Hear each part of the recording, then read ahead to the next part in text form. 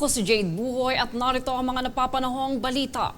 Nagbalik riles na at may handog pang libreng sakay ang isang 3-car Dalian train set ng Metro Trail Transit MRT3 sa mismong araw ng Pasko. Ayon kay Department of Transportation na DOTR Secretary Giovanni Lopez, malaking tulong ang dagdag na tren sa mga pasahero para mapabilis ang kanilang biyahe. Pagtitiyak naman ng kalihim na dumaan sa masusing safety at utilization procedures ang naturang tren bago i-deploy. Nasa mahigit 1,000 pasahero ang kayang maserbisyuhan ng isang Dalian train set kada biyahe.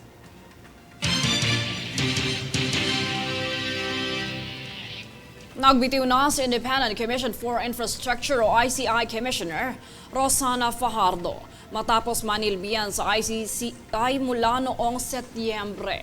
Tunghayan ang ulat mula kay Reabel Medina.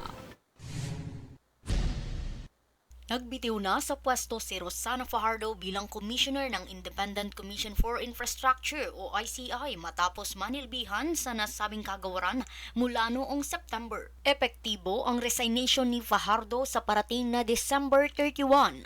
Matatandaang nitong November 14 ay nagpasa rin ng resignation si former ICI Commissioner Rogelio Singson at binigyang bisa ito nito lamang December 15. Ayon kay Fajardo, sa loob ng kanyang panunungkulan sa ICI, nakabuo siya ng komprehensibong mga pamamaraan sa paghahagilap ng mga ebidensya. Dagdag pa niya, ang kanyang mga rekomendasyon ay humantong sa mga rekomendasyong naglalayong pagbutihin ang proseso ng pamahalaan sa pagkuha at paglaan ng budget kaugnay sa mga proyektong pang-imprastruktura. Binigyang diin rin ni Fajardo na dapat na raw ilipat ang mga responsibilidad sa pagsisiyasat at prosecution sa iba pang mga ahensya, partikular sa Department of Justice at Office of the Ombudsman, na naglalayong mas magiging maayos at masisiyasat ang pag-iimbestiga sa mga sangkot sa flood control scandal. Bagamat nagkaroon ng magkasunod na resignation sa departamento, tuloy pa rin ang investigasyon at reforma upang pigilan ang katiwalian sa bansa. Sa kasalukuyan, ang natira na lamang sa pamamahala sa ICI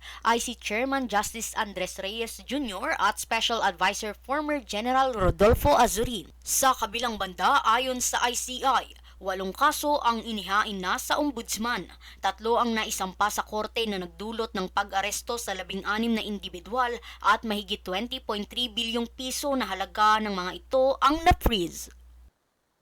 Reabel Medina, nag-uulat para sa Golden Nation Network.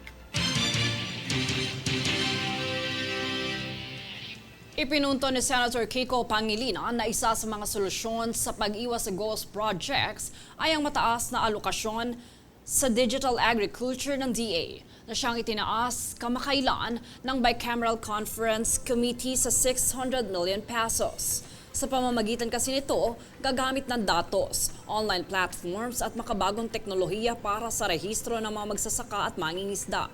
Ito'y para na rin masubaybayan ang produksyon at mas maayos na pagpaplano.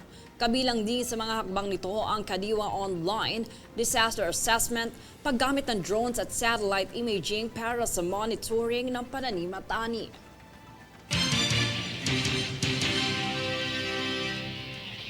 Kami ang boses ng pagbabago.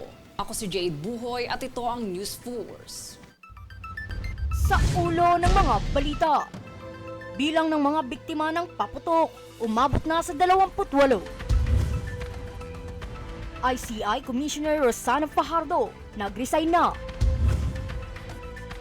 Higit 3.5 trillion pesos budget files ng DPWH sa 2023 hanggang 2026. Isiniwalat ni Representative Liviste. Sport Complex, inihahanda ng DPWH at PSC para sa Philippines Women's Open 2026. 2 patay at ilan sugatan sa malakas na pagsabog sa Dagupan. Iligal na drogang higit sa 21 million pesos nasabat sa Pasay. Patas at pantay na balita. Komprehensibong ulat para sa pulso ng masa. Ito ang News Force.